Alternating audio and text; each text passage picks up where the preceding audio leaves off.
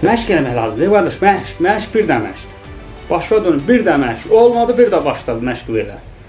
Yəni olmayacaq deyilən bir şey yoxdur. O sizdən asılıdır qardaş. Oturursan məşq eləyirsən.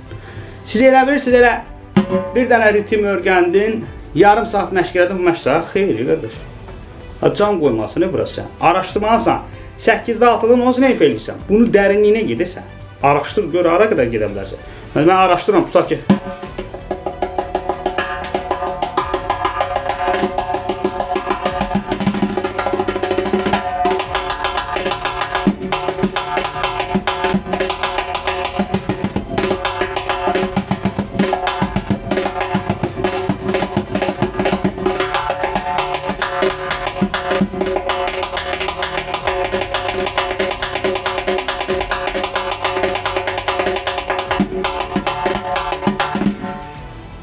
Görürsən, lap dərinliyinə gəlsə. Oranı eşələmək lazımdır, qarşılamaq lazımdır.